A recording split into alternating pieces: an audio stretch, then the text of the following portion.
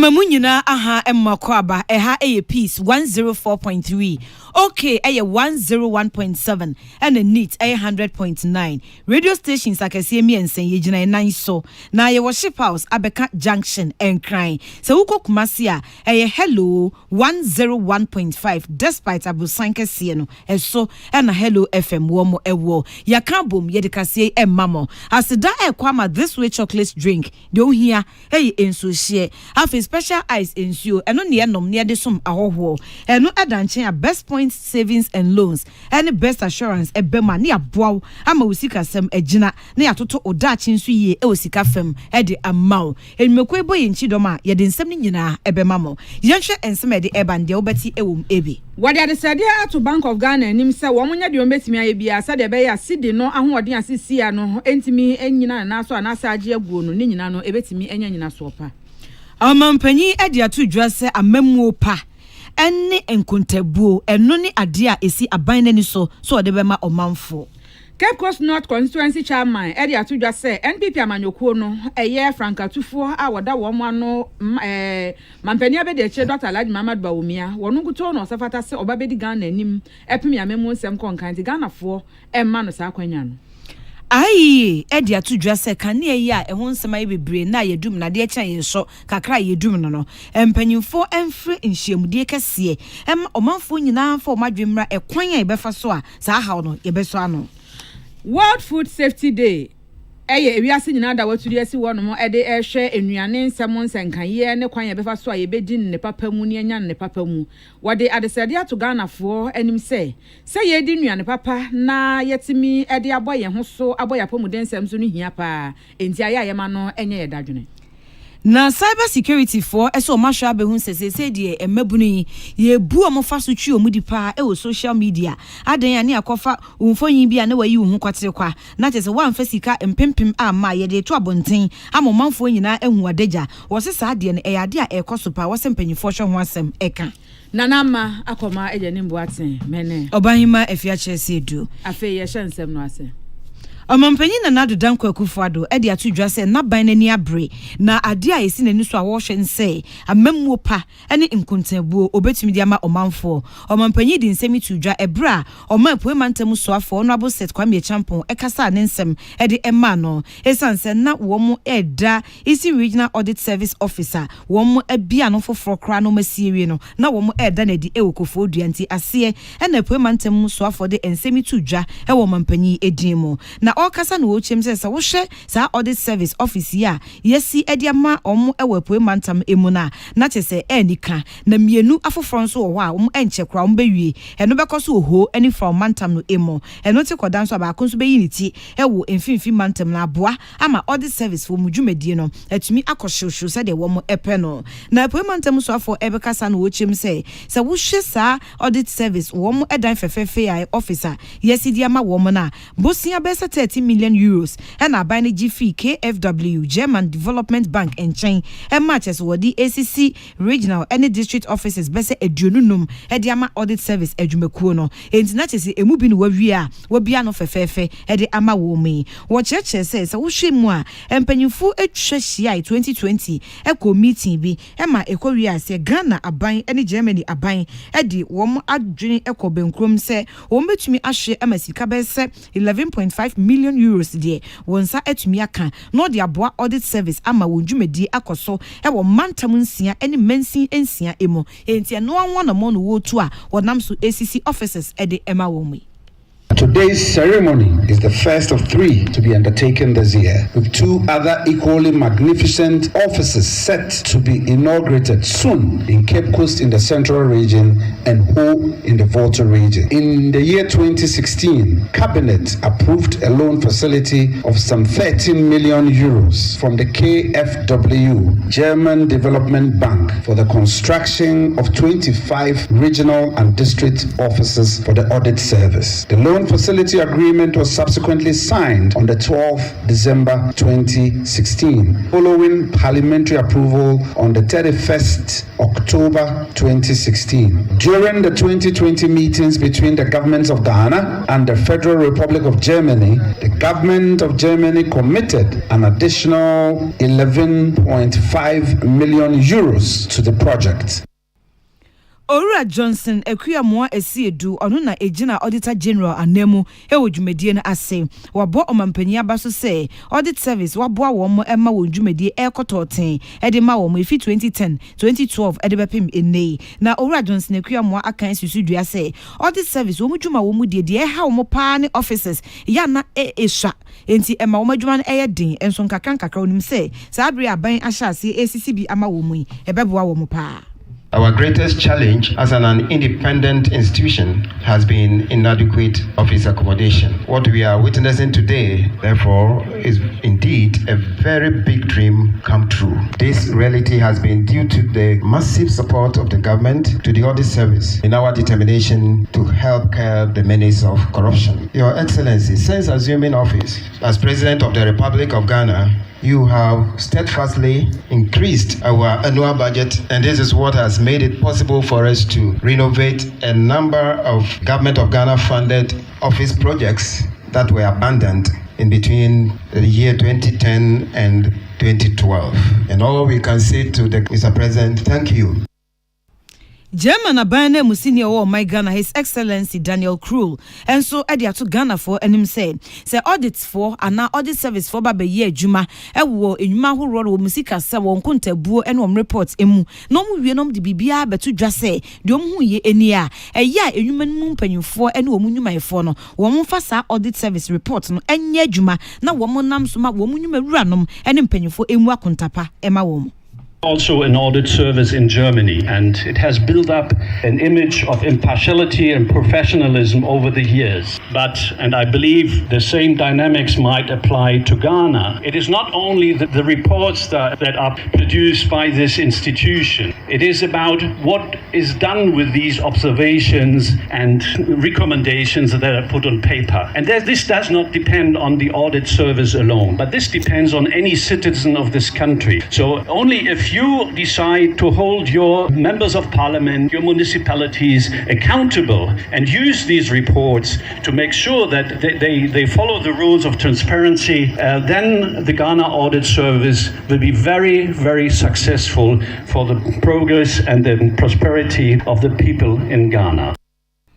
We a German aban anemusini o my Ghana His Excellency Daniel Krul ono ena yetenin ken amani boy nana nti ono ena de emane. Banking consultant Dr. Richmond Etuahene and wode adesede eto Ghana sika krabia no enim say wombo modern na won hwese obetimi aye de obetimi aye bia ama Ghana yesika ne so enya ahoden e wadwaman so na sisi ade tia na eteba from sia wuyi Ghana sika no 15 cedis a na etimi ene dollar ne ba ko pe chese ejina pepepe anase eko na eno na wo hwemu sese eko ne saa no a na akwa ebiti se asa dwadifo nso wo my Ghana ha no so ombebre yie pa enti ebeya Bank of Ghana enye bibia osusu se eye remittances anase sika wodo a omanfo ede kɔ amanone na ebi nso ba bepie mu my Ghana mu no Bank of Ghana bema no afa wo mo ensem efa wo mo ensem na so wo mo enya mfaso ewo so a ni nyina no beboa ama Ghana cedi no enya nyina so pa na se kokoba ne se ebia wo mbetena ho no mo aye maybe say you money at the free remittances ne so a was nya de a ebeboa kra esan se so mkrukro money krakra wo money a was 2023 remittances nko a sika no aye 57 billion Ghana cedis and I say Bank of Ghana ekire mu a ekoye e wo 2023 mu enti we no enso aye nshepa was say aye 11 licensed fintech companies wo mo edwumadie ensem wo mo ye no my Ghana ha no no enam nshepa mo de gu akwan mu nti na ema ni nyina no Bank of Ghana ehu saa de yi anaso omo hu remittance sika dodo a ne nyina no ekwa amanone na ebi nso eba bepie mu e oman Ghana hanom etisa koba ne se ebia Bank of Ghana fo etena ho no ye nhwehan na so omo emfo mo ni ko twa bi si enni saa ne ma ne nyina echi a ene na sika no ebekoso ate aba fom eti omo enyom ho opusu nya kakakra na omo enhwe se omo ede nhyepa begu akwan mu omo enni ko twa bi si no omo emfa endi saa ne ma ne nyina echi na etimi nso aboa ama sika no enya ahoden remittances no sika ye ma ye nananom ye wo faase no gu ama no ne adwuma na sika na wo de yakofa bank nanka ye di sidi ni mai ha nanka foreign currency na ka ho no so aban ahihye ne seki we say no so beba o man mu na beboa ma sidi but say ni de yakofa ba ye ne say ya ma o mo kwan say o monye sa remittance ba remittance na wo ye no obi emu nkunta ehu dollar no ne yen ne pound no any euro no de wo nti wo hwe Bank of Ghana statement na ono okotu 57 billion na so 57 billion in 2023 now divided by closing currency omo ana de ahye omo wekase na ye ka $5 billion akodi nkrofo remittances no sa fintech for no ho a ema oman mu a ema oman sidi no na ho de so ahwan a ye hu hwe enyeyi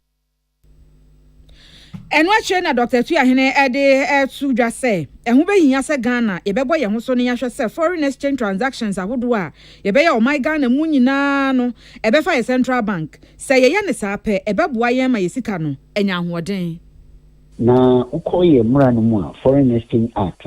723 act 2006 e ka se sani ma no say exporter ese se will repatriate now the foreign currency ne ba and now the fat invisible area as I say what you see in my ria as I said dollar no etimi be Bank of Ghana na eba bank bi ho said yet ti ho no na ye ne money MoneyGram any royal and Western Union no ejiji sika na the dollars ne pound ni euro no wa kwantu many yen na omaji commission na omade nkaye no abre edb e de boa imports e de bank of where ekra niam wa amanone. Banking consultant Dr. Richmond Tuyahene nene eno no yama ne bofo sika yim ene de nsam yi eba bedan Institute of Economic Affairs ayi ede to aban anim se wontunsa emfre amanyokuo womo mo ka bia ewom ene obia entnase na womo emfa dwen ekwan a yenkane a edum na so a eha omanfo enwuma no yebetumi aso ano kra se omai na panyina oda ayi ano owura samo menu head of survey ewo ayi eno ba beka se ekobase sa enhyiemdie kese ekoso a eno bebua ma omamu ni nyina ya hoden ne ho nsem energy no ye hu babia ye ka edi akwakosi ene ekwan a ye betumi afa so aso ano se oman owura menu ene peace kase etwetwe nkomo no ene wo chese se wo hwe enkane a yedum ne aso ne ade na enye ne ekoso ache na ma enwuma nketoa ene adentemu nyina wo mo ebre efie mu nso manfo ho kire mo papa yesa ekwa kobesi se ema omamu ni nyina sikasem enkoso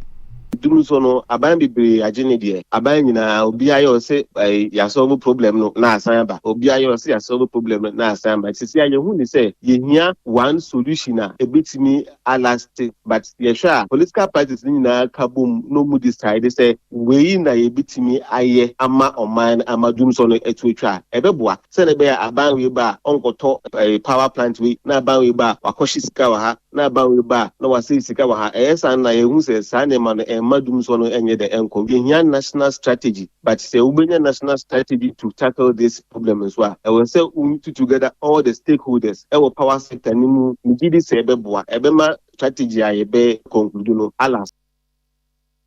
menu edin susuya base aban no ene emrahye bedwam entnase na eto ahoro a omode toto ya ho odin ne ho eniema bi eso no omuni nyina emfi okoba ne sa ebeboa sansusu no de so bo kakrabo Electricity Company of Ghana se ekoba se bibi kura ni omunkita wodie ewo fom omunka bibi anche omanfo omufiti ya hwem na omadum kanea ekoba ne sa emwa eho nso omunya bibi mfa ho ECG for communication to the people. Nengoyi, I was say ubedumo bikania efe say one catcher and say okay bedumo kania and I say Ford puna bampuna say I don't know makania and do me efe say wabana manes oh you who's a Ford area near bedum kania. Say ECG for tima amount for some information. My planning on my life here, especially business. Bit my planning is an ebea omomoka. And now it is a ebia abane parliament anka omubeti meeting she share to jum send ebea alternative source of power and ebea cheap ebia small solar power in your money man ombeti me task na also no. And now so ombeti me ama incentive ama company bukra aba produce those things no Ghana ama na for amaya. Ever say a noble boy. Wei eye opanyina oda head of survey ano ewo Institute of Economic Affairs eye Owura Samuel Menu ena yete ninkai amanie sika ayim ene de ebai dispute resolution and as a dispute resolution committee edi kan ena sabre ya yeka said the National Communications Authority no womo adan wedi na abedwakuo yi wo kyeremu a titinani a woda ano no eyo katechia bebi obuache dankwa na wono na wode afutuo ekọ ede ama ne nkrofo yi se wo momode no hwese wo mo ebenam amamra yede boye ho bra ewo omai Ghana mu eno ne ye 1992 constitution so no wo mo ama omudwumedie ensem no awie mu die wo se wo mo abosa abedwakuo we se de be ya wo befa wonsa so na wo hawa hodo ene menteme ho ase na ntitwitwa ene watimi wakamia aya na ebabeja National Communications Authority wo mudwumedie ensem mu nyina no wafasa abedwakuo insa so na wo mo ede akane nyina na afensu adwuma enkaye nso a wode ahye wonsa e wo ho nso no wo mo ahwe aye pepepe na asomdwe nsem no ene pepere ye ene empuntuo nso no afanentum apefra ye e de ama National Communications Authority e wo omai Ghana mu hanom wo se omadwuma na omo ba ye no wo mo enhwe ma fan yo ende de afenso professionalism wo mo ema no enye adwuma nso afenso se ba nkitawodie ensem so a wo mo hwese bibia nso mo beda wo mo fan na entiase nso atimi aye adwuma ne ko ba ne se ebia wote se menteme ho ase bi akoso ewo afanu bi ntemu a na won so wahunu kwan befa so abetu anamon ne wama asomdwe nsem no aba beto won mo ntemu okatechie dankwa edi nsem we nyina no tudwa ebra wo mo edan eye first dispute resolution committee we no edi a wo mo fa eso afnamu eso aye. The members are well-versed professionals in telecommunications, law, business, engineering, and the academia. With a mixed bag of seasoned professionals, the DRC will ensure that all stakeholders are provided effective and efficient adjudicatory services to keep the wheels of this industry running. This launch marks the establishment of a conduit amicable resolution of all industry disputes, and we do encourage you to make use of this avenue.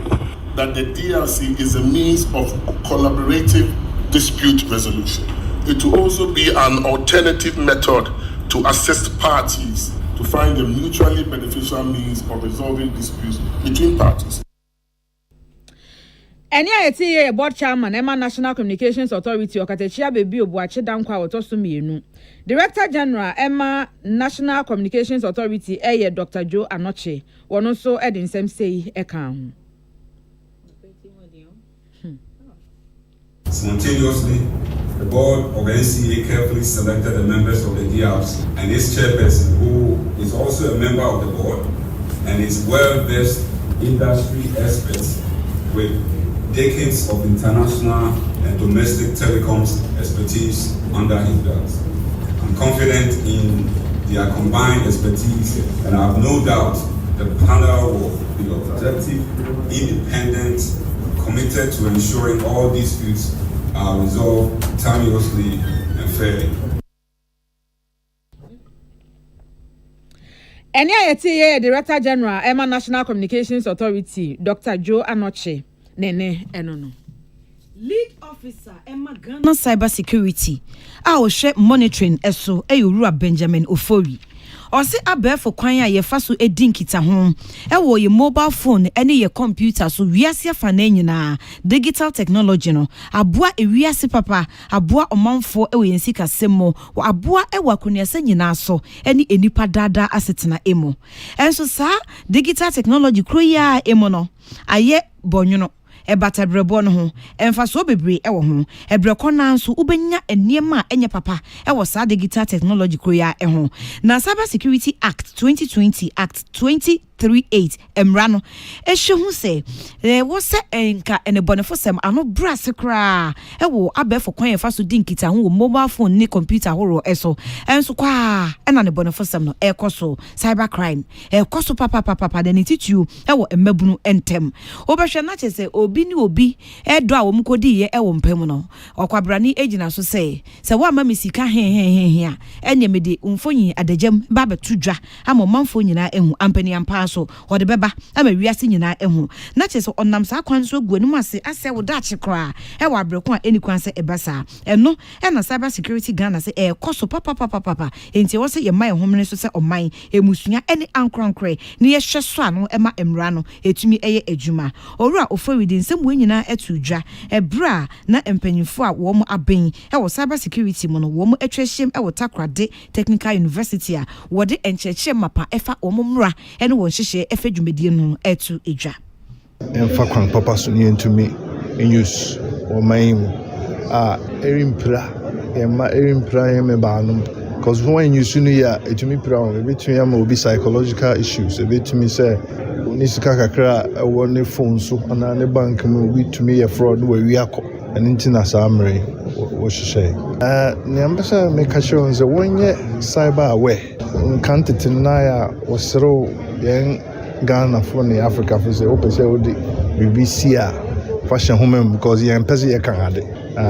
you know was akwan no so time bia na say ukọ ye wo online portal obituma baho act no wo ho any other information ayema social media handles obituma call Cybersecurity Authority odu ho a ye church senior obey aware senior won share wo private photos or information.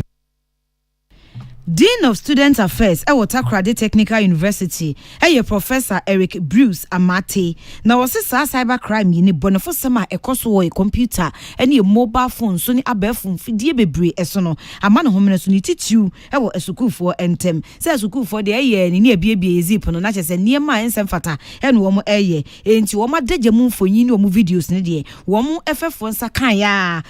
ni e de to abonten wo amfa sika smesi amame a me de beba wo mo de be black million sesia was ekoso omuso ni abre eye ncheche e de etia students so me find say obane bema now they are in a relationship nyame bi ese say omo ye no private no mo twitwa photo afi edu ba bi na madam fosi o oni obane nko yibi ma na so obane so say o relationship yi mint to asu bi ma na say bema na the video no and I say photos no was started the blackmail obano nti na ya repetitive university no take key decision say ade we you best stamping it out immediately nti I feel we you real your experience be there but we also thought say necessary say you be exposition yi na both staff and students who the implications of their actions on social media, the internet and every electronic media also. Dean of Student Affairs ewo Takrade Technical University Professor Eric Bruce Amate ono ena yete ninkan apia dankwa ena de amaneboyi ebai Cape Coast North Constituency Chairman Emma NPP Amanyoko ni Yorua Steven Kojo ahin adodo na itai ebo ne nsamra ne anase na hotedin ye wibi na wadi atudwa se mampani abe de che Dr. Alhaji Muhammad Baumi a wotu frank ade ama NPP Amanyoko no wɔkyerɛ mu sɛ wɔno ɛsɛfata yie pa sɛ oda NPP Amanyoko no ano na wokura wɔn frankaa de ma wɔn na afei nso Ghana de hye nso ɛsɛfata sɛ yɛbɛma na kwanya ne ato abade ama no wɔ afewei abato ɛbɛkɔ akɔto ɛwɔ December bosom de ɛtɔ so nson no ɛsan sɛ ni so ade hu na kura papa no wɔsi nya binie na papa no aprobo a wode ebo aproton ne ho de ma Ghana de hye nyina no wɔkyerɛ mu sɛ anusua de yie pa wo hwe ni so ade hu na kura no a waye na adwen se wo ba no ba beto amampani na adodanko akufo ado n'nwuma paso epema memu nsam konkan a wo de beye ama o my Ghana ma yesika semagina ne na so yempuntu esama fa ne ntuma pa afra na afen so enuoma hodo a ye presi ebenya wo my Ghana mu no ni nyina wo de egugugu akwan mu a wotimi se papa no o wani so ade hu na afen so na adwene ma boma se ebe pa efa no amemu nsam anti yema no sa akwanya no na wo mra meye entoa ne mampani na adodanko akufo ado waye enyina eso owura ahen ede ensam we nyina no atu edwa na wosan so akire mu se NPP achitafo nyina enhwe se wo mo engwangwa tutu papa yi ase na wo mo ma NDC amanyoko no ma mefa abenwa no endi so esanse so wo mo ba de wo mo nimu a eyeso wo mo disika nyafonyafo pese minkumnya eye enuoma bi a ensem fata ena afeyi nso enuoma bi a wo mo ede bebo my Ghana fo mo nko a en wo mo ebeye enti yempere nkunimde afa ma my Ghana ne ye presa nkunimde ne dia mampani abede che Dr. Alhaji Mamadu Bawumia ena wo se ye de amemu no ehye ne nsa e wa fiwi abato no emu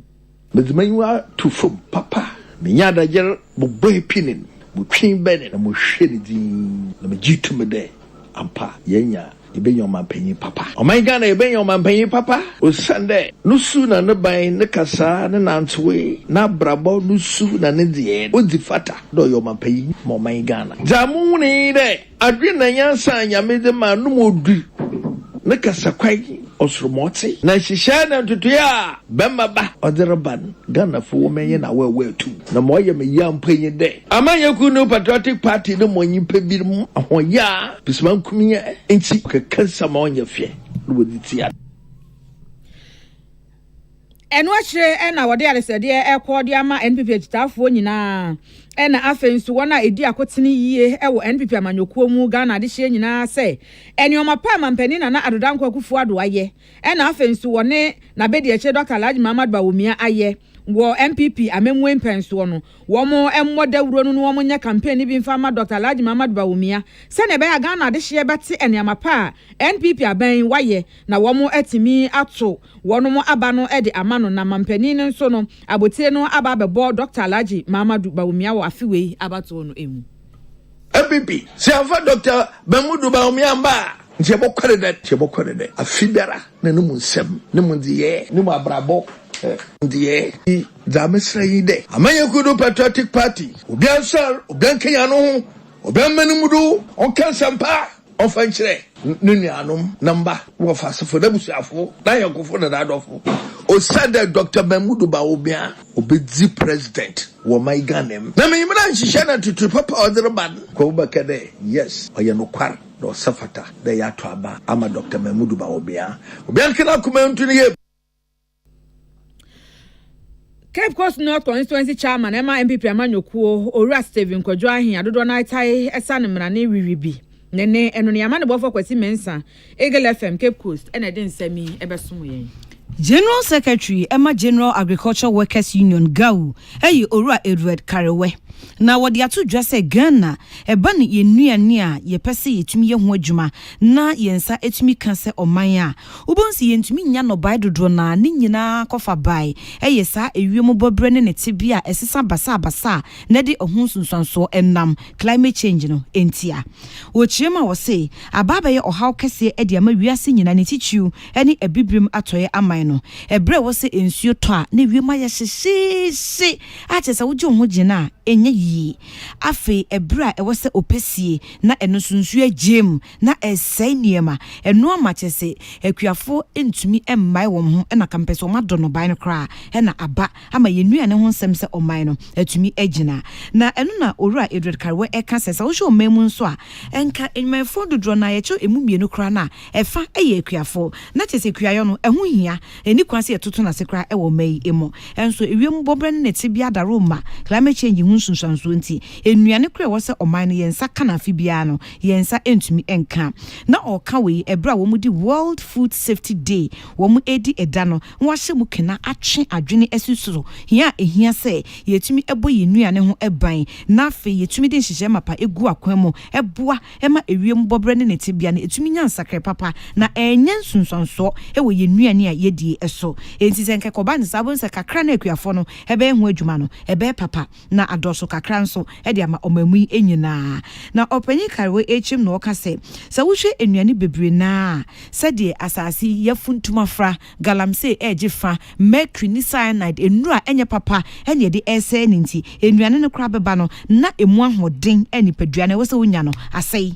ensuo kra wose nke ye nsupa edigu so obekom no yenya esanse ensuo ento enya papa no ni nyina aka ho bi enema enkoyie entinka one village one dam ne ho nsensemi kanu so aban ka no enetumi be ye adwuma yi a na nka aboa enso kwan bi so no ye hu ne sakra activity. So we have climate change today in Ghana. It's clear to everybody. The winds don't come the way they come. They are full of storms. But if you also look at it, we are supposed to be mitigating climate so that we can guarantee food safety. Unfortunately, our measures to deal with food safety are not,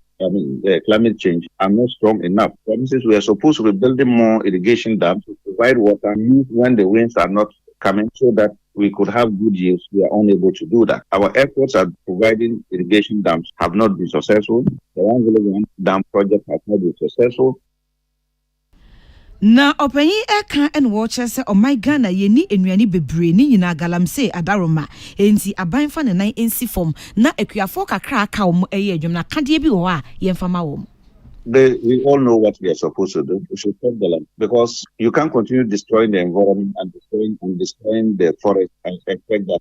you have land. Also, government needs to support farmers with inputs and other support to grow their farm. Even in the developed countries, in the US, in the European Union, everywhere, governments are supporting their farmers in a big way. So we cannot stop supporting the farmers. So the best way is to support the farmers to produce and protect the market for them, so that we don't come out with import policies that bring in cheap and unsafe food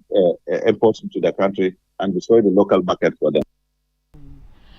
We a General Secretary, Emma General Agricultural Workers Union, Gawu, Ora Edward Kariwe, or no near Tin Kane, Friends, Bafo Asamwa, Namanebo, Eni.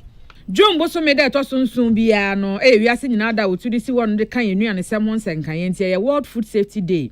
Say ye benya nuan ne papa mu ne yedi na enkonkoba say aduane a ye bedi na ya da bia no bonwunu bi ba beja so ana say e bia o haw bi e wo so na ye bedi aduane be koye mu be wie na efe akwakoja ye chi yade a ebe me yapomuden nsem no ato ase na no na wode afutuo ekode amaga na de hye nyina say ye mbọ moden ne yenhwe say ye nuane a ye die nyina no ye be ye ne yie ye be kora ne yie ye be bo ho ban yie na aduane ye de koye mu a enkonkofa o haw akiri emfa ema yapomuden ensem enti afi we World Food Safety Day no afutu a wode ekode ama wiase nyina ni wo mo eguso a ebo amane e de afa yenuane ho se enuane no aye a yakura ne yi a yenhwe se ebra no ade a yede egu muo no aso etesen e na afa nsu ba bia ye kura no ho nso etesen ni nyina no safety measures a wo se yede gugu akwan mu a ebebo yenuane sem ho ban afa aduane ne nso e wo se wo kura nso a wo ne se e bia ekombeba enti se de abo antatia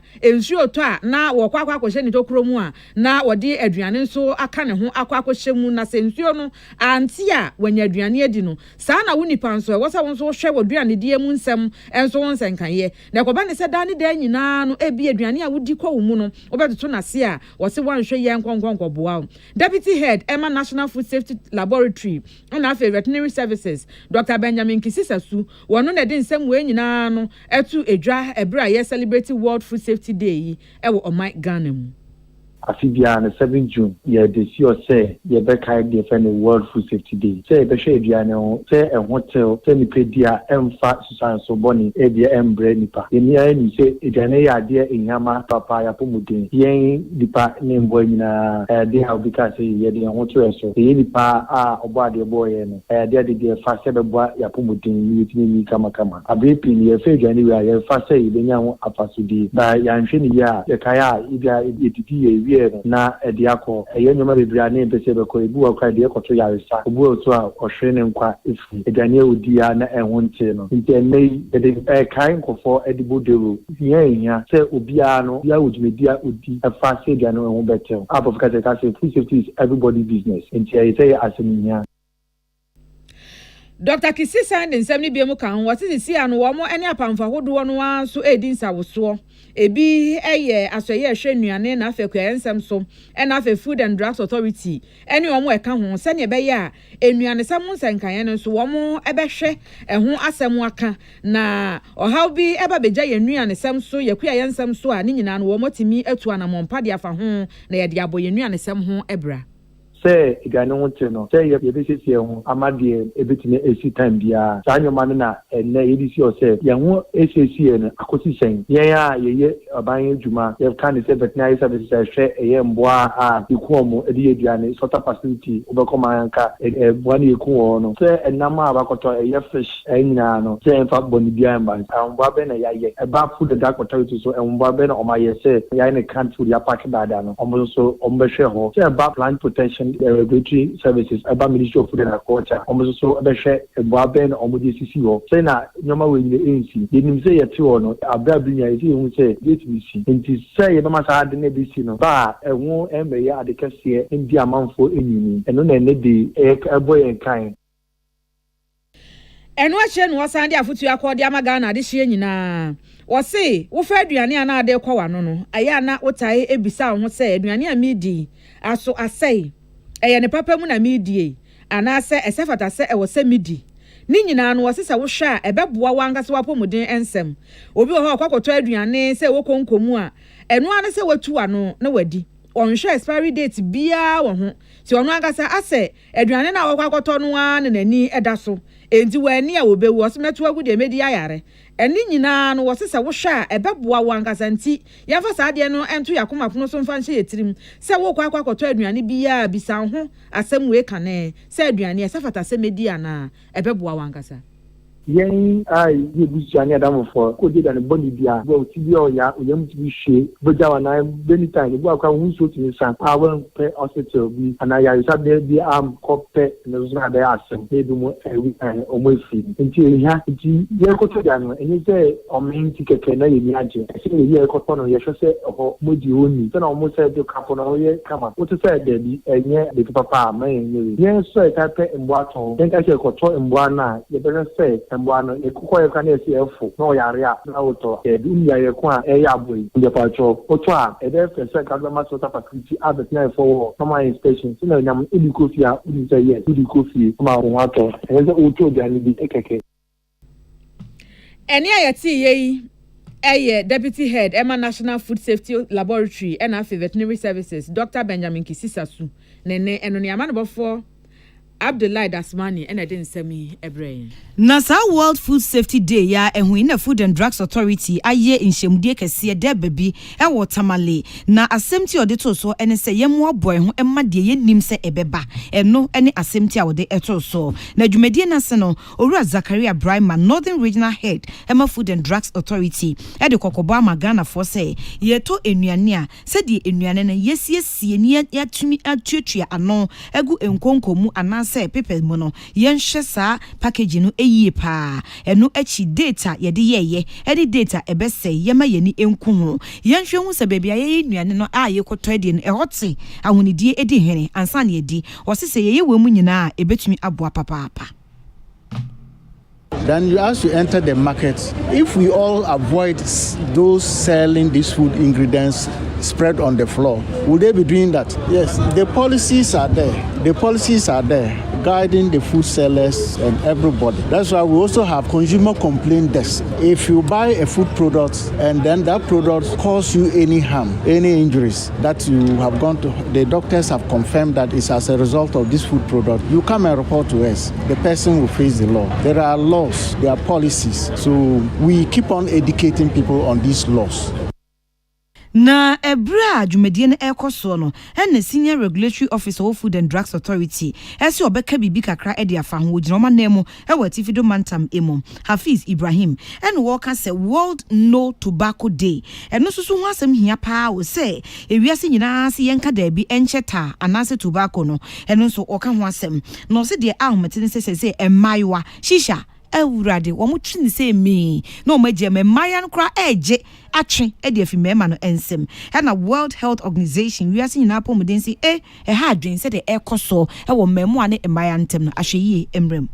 Focus is on children because there's a saying that you catch them young. So when we tackle it from the root, I think we will at least be solving the problem up to 70-80%. We all know that the children or the youth are the future leaders. So if you don't protect them well and they are addicted to tobacco, they will not be able to rule or control the future. Increased risk of heart disease or lung cancer. You remember COVID time, when COVID came, COVID was hitting smokers or people who were abusing tobacco or who were exposed to tobacco and tobacco products. COVID was hitting them seriously because the effects will kind of get your respiratory system and compromise it. Yeah, so when you look at tobacco and tobacco products, the way people abuse it is not encouraging. Wei a senior regulatory officer, Food and Drugs Authority, Northern Region, Hafiz Ibrahim, Ono, and Yetin Kane. Esio Abraham Yanchumba, Ono, and the Amanebui Ebai. Sanya beye na abatuo ehunsa monsa nkanye dan dan nyina watimi wakame urukasem electoral violence aya na epeja ne homne so ewo atoye tifi mantem anase memfa ne se ebibre atoye mantem West Africa no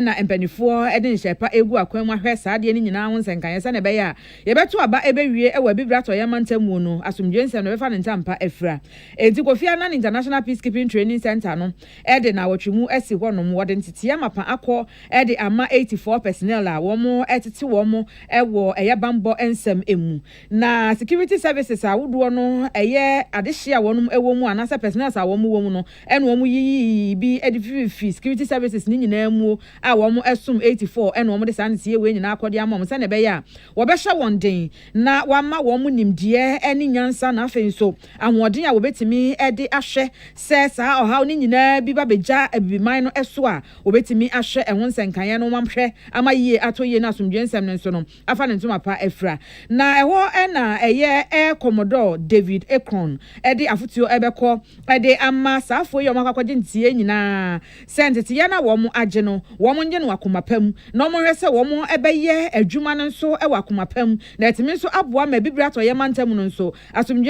asomdwensem no etimi ayiniti ebibia no a ye kwakoto aba ewo aman ohodo so a wo mekwakobo eban ato ban ageban ewo honom no Inspector General of Police nso wode adesede etu nanim se won hwe se santete we nu a wode ama ne mane nyina nso no wono nso ebeye ne famu de no wode aboa masomdwensem nso no eyi ne ti wasan so adanase se o ma ne ho kwan se wo mo ebenam ne so na wono nso no ntete mapa wo mo age edi afri ne nsam enti ahonsem no sei na peace nsantwefo ye fa no. Dear participants, this course took you through contextual appreciation of recent electoral violence trend, election cycles and election security, gender, human rights and election security, threat assessment, intelligence management and early warning, community policing and election security, leadership and election security. In all these spheres of learning, it is satisfying to know that you were all exemplary in your contributions to the discourse. I urge you all to harness and draw on the knowledge gained so as to effectively enhance our capacities to prevent or manage potential or perceived electoral violence situations. We are grateful to the Inspector General of Police and the Ghana Police Service for the pivotal role it is required to play in the series of courses. I want to also extend my gratitude to the lead facilitator and their teams for their delivery. Nenu acheno na Deputy German Ambassador Madam Seven Jasin gono so ede ensem bi to so a wo mu se anamontuo ya wo mu etuo ni nyina ye se wo mu ebeboa ama democracy anasa kamimika miamamu ne dodo amamu a yebuo ni nyina no wo mema enuamamu ada ho no mo fan na yie nso ato yie na asomdwensem no afa ne ntuma pefra yie e wo bibira to ye mantamu entu otu anamompa bi se yinu a na e wo se ye nyina ye so won so ne ye bo won chiridom na etimi mudi wochire mu a wose emwa bia ne nso asene bia wosika famu a won behwe na wo mode aye no wo mo ede beye ne pepepe ama ni nyina no etimi nso aboa masomdwensem no ayiniti ewo yabato ensem mu nyina. Democratic elections that are free and fair and safe are really the absolute core element of a democracy. Only when we have free and fair and safe elections and a democratic process the citizens actually have trust in their government to represent their interests and that it was also fairly elected according to the will of the people. We will have also follow-up courses next week in Kumasi and the following week in Tamale. Apart from this contribution to the elections through the training here at the KPTC, we also support in other regards. For example, we do also quite an extensive training of journalists so that we can ensure reporting that is ideally unbiased and also fair and that adheres to high ethical and moral standards. Any Deputy German Ambassador, Madam Seven Jessin. Na yamane bofo Isabella Danso ene de nsemi eba besumu yen. Kasi boy fi peace 104.3. Okay, 101.7. Neat 100.9 eso. Yenje aboafo nkrato ye ba de aka no ye de bema.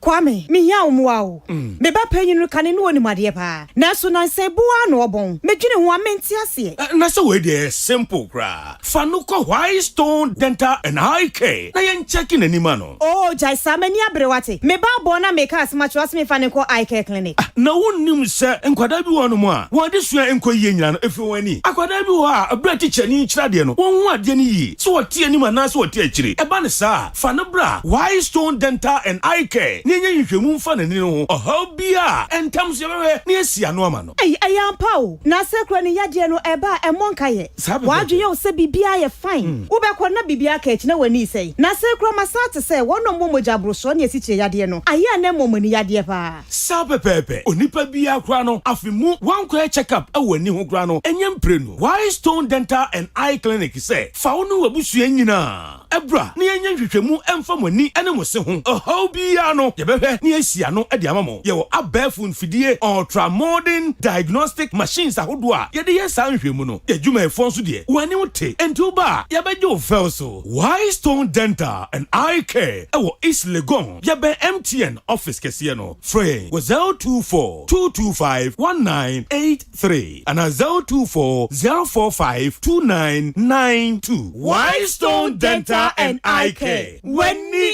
Ano Kania. Secretary. Yes, boss. Patron Fakot document in Bren. Patron Midday back. Na etrobe name am say. It's unti tontina 74 mix shanka. Wow. Oba for general well-being. Sir. Very good. And money money abet madam. Kope binato. Any ekroji o. Ghana for. Se munim se medumani se metwitwa agi amanfo. Sa ena me hia edro a ebetwitwa agi me efi yare ahodro bebre. Na metumi agina me naso agi amanfo. Asami num tortina 74 mixture. Emma mi apomodin. E supported me immune system na emma mi asomdwe. Enye mo ba wa fafuro obi a o manufo anase obi a onya mfie duminu. Etu phone 050 162 8931 and a 0246 073 498. FDA agi edwedie nkratoi atum. My loving. And now Radia Yadum and Mamma Fie, ya KK Pipra Company Limited, roofing papa, and I'm the boss, Madame KK Pipra Roofing and Accessories, and about days, Saint yes, metal trusses, and a good show, and there will be Cochania and a Forest Commission Task Force Aquachino. Davida, and short on from our first ideas with that. KK Pipra Roofing, a 1 year tall long span, and it's an IBR and a self lock after standard sheet, Sir Alusin, galvanized, and aluminium, type. Size and color beer or trauma or enfedi a bonus of that form. KK Pepper Roofing Company. What one building materials in here because it's and crime or dobro at Chimata and Sawamu Road and Ambrehia Dodowa Road. For 0244 912100 and 0242 662004. Kumasi Valde Mamponchi Road for 0544 684069. KK Pepper Roofing and an quality above free Europe ababona basu our Ghana. KK Pepper Roofing and accessories. Tune it in, turn it up, Peace FM, and rip off the knob. Yema etiefo nyina akwaba yetu akase no eso district manager Sahidwabo Forestry Commission eyi oru akwabona edubona and walk and says, so we shall say, ye bet me a boy a quiet brain to or body any petre and when she on near me na, and who bind dear, and cabba boy. Nasi, I see any dear, any real bobren and tibia any falcon, na es sacra SSA near my climate change, and no any ende. Nasi, a see a bear to dear, o beer, o ni chin yadwa, o beer and fan and yimbi, nasa and iswadihun emrem, na environment and na or body any petre and wishiano, yen to me emo ebain. No penny casan watches says, oh, shagalam say for you, media, etiakuma, say a quiet brintuno, saying so and so, any near my be I wasn't penny for she, who 2 or 9 esiso, and now if you also my tam, if you dear gum congo, no see in ya wom no mumu quiet munia, illegal chain sono, almost do you median air hydrant pa. The dear a chat to Nipa chat to soup bill. And to Nipa now could be and so comes also any power, and the same Yana sounds will be ubi, and to be unfun to hofo. Nasa and you crab basabasano, intimisia no quine, not the Adrian, intimate one every na intimate any juma, send a senefata, a forest cover, by never form. It me buana a shena it me a shin we suya, ever may be increasing forest cover no, and Magana so I crab a webby prima. District Chief Executive Officer Emma Sewijaboso, Honorable Kwabena AJ Asante, Edia to Omanfoni nyina enim ni ticho mu bu enua no se wo mo nso fantom so ene obudua ye krado se obedua bi edia hyanam anya sa ye kwaye no santa meshi wo sisi yetumi eduadua enua enfram apakra ehome ne ebetumi aboyen anya sa enipa kra no yase ebeshi yenda banso asese o de hye a atise nso abeboa omangano I say Inuya amanfo ne hu but Inuya ma yalsa pa boy ankran no amia home fufuro bi me nya ho den koyi ni paduanim ti ne kan say after see ya dua nua na wie no yem ho ban se be ya benyini what must especially ne duadua ne yemfi wa ne yemfi kyerem no yegugu sunsuo na yem ho ban na enyini ne mo ye ho ban what I say ne de ko kwaye no munso no ye be sere na nanom ene yenuanom say yem ho ban fi say and now one machine switching so abla onye kratabia to me kratabia no bunua okwaye nim what must say the be catch on say onye to me krata a forest for no forest so nim dua na anyini ene na otwa abeboa what I say answer na wakutwa. District Chief Executive Officer Sewi Jaboso, Honorable Kwabena AJ Asante, ono ne eten nkan. Kojo prokese e de amanie efi Sewi asamine so Western North Mantemo na ebae. Na Green Ghana Day kro ya na Cocoa Board for ekire mu se enua ahodo be se 5000. Womu edua ewo eye bibia ne anwa so be kwai mensini no emu eye sehwe be kwai Cocoa District no emu pi en womu edua no se de be ye betimi aboa na enisuade hu nti e de ye Green Ghana no nyina no etimi abem na we no Ra Frank entry sehwe be kwai District Cocoa Health and Extension Division Officer wono ene de nsem we nyina no tudwa wo se Ghana de hye nyina fo womu hu enhyem na etimi so aboa 25 communities won bebo modern no ma hwese 5000 trees ya mu edua ni nyina no eso ebeba mfaso na yenya mfaso panso edi afrimu a ebeboa Cocoa akuafo enso enyina ewo empatem ho no no ye hye yakuafo nyina se obia oye under Cocoa rehabilitation no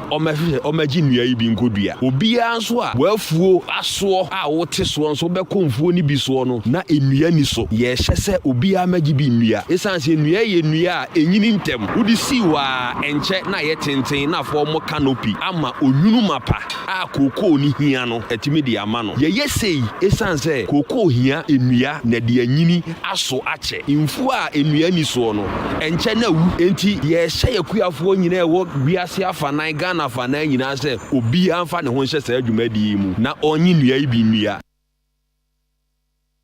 eno akire na Western North Regional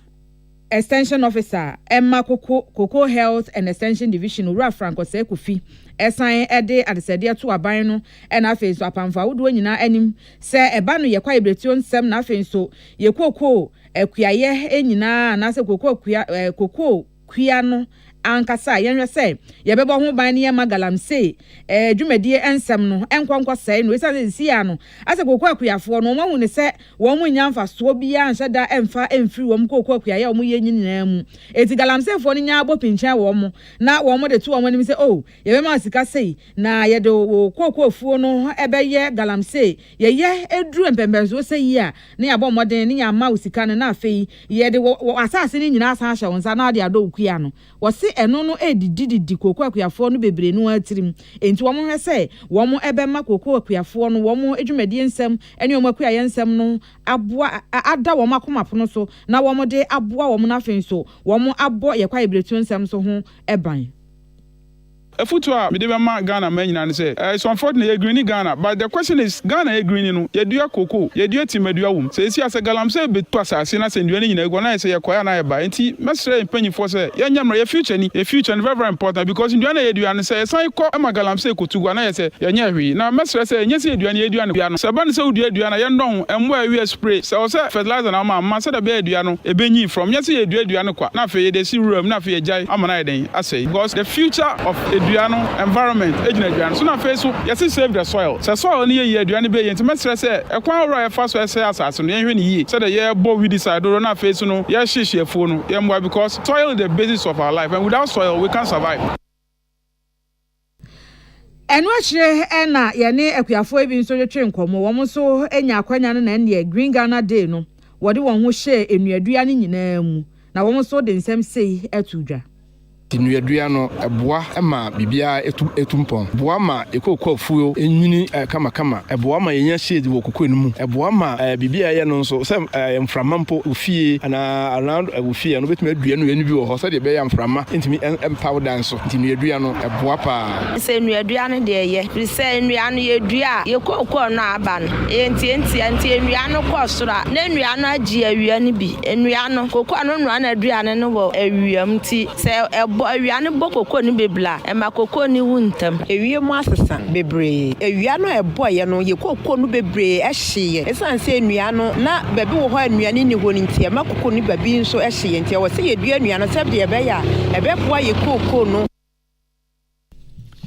eni ayati ye kokoko akuyafo bi a wode wo ho e hye Green Ghana Day enuadua wodua ye e wo eye sehwebekwae mansinu emu Kwame Kontoboaten Lord FM sehwebekwae Western North Region on the din semi eba besomo yen Efia Kwesiminti Municipal Agric Director Eye Bonketia Junior no de ato dwase ehiase yedua enua papa enti Green Ghana dwumadi ampanyifo afato onso no e wo se omanfo nyina esom na eboa ema yetumi ehwe ehyem ekena na ebra opanyidi ensemi etu edwei oni amane bofo apia dankwa na etwetwe nkomo ene wo chem se enua ebedua na ebre bia ebe me ani eku hu no eyo enti Green Ghana no eni kwanse ejama ampanyifo nko a obia mpotem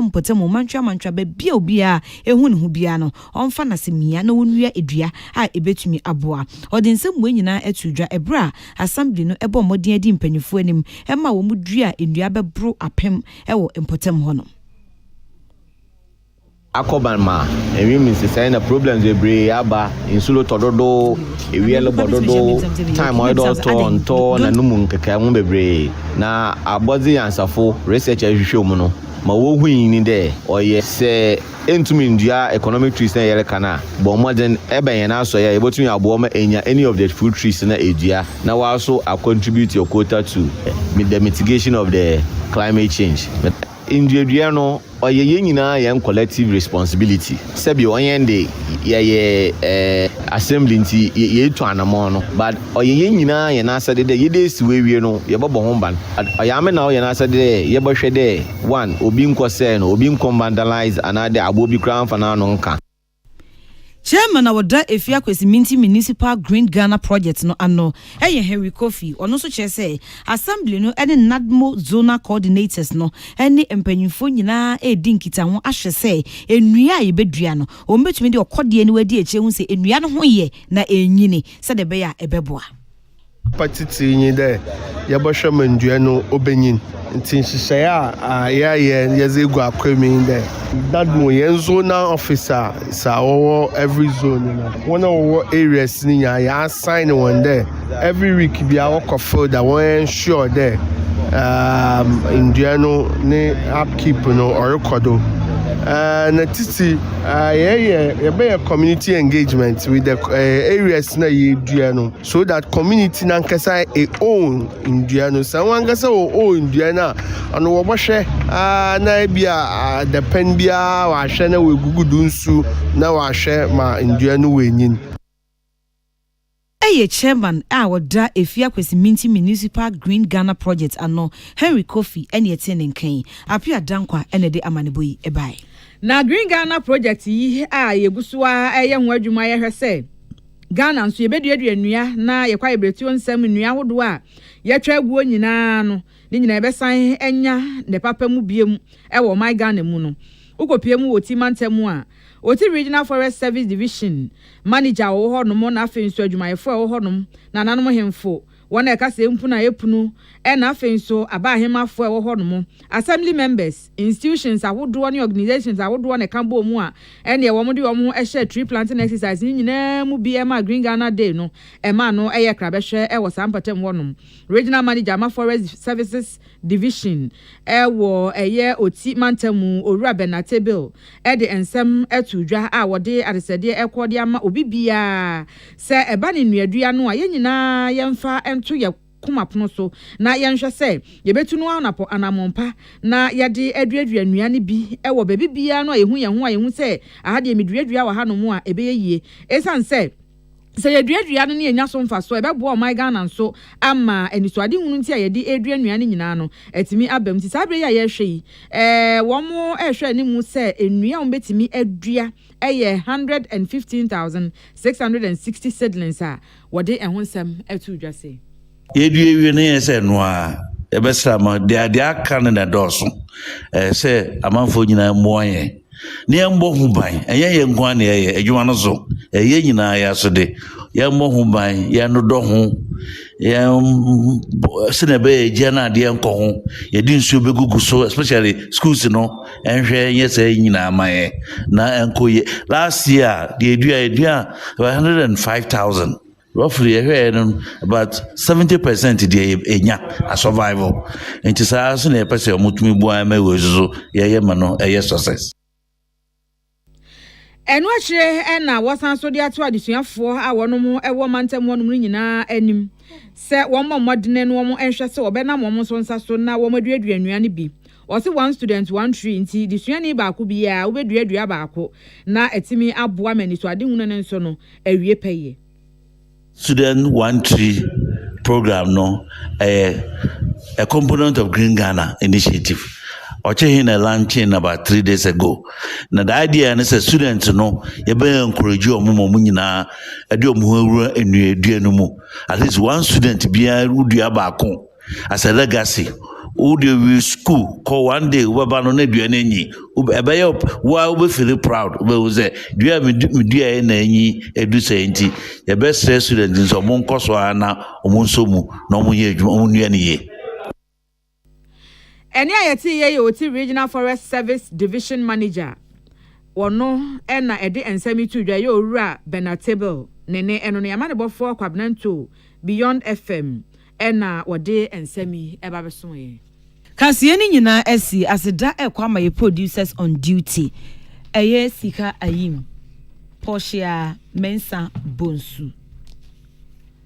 Na Abdullahi Dasmani womo ne boabo ansemia no emaye ya enne yede ebesomo social media de Peter Square ono na odien ekoye akenkan for ye me obahima efia chesedu miniminua nanama akoma ejanim boaten yede mu nyina se ye mai mu so amafidie no nkoso a na esanse entertainment review kuno omaye krado in the world of entertainment ensem ne doson ebi anika bebe nso e wose oti nti mafidie no na yede mu nyina ase. Tune it in, turn it up, Peace FM, and rip off the knob.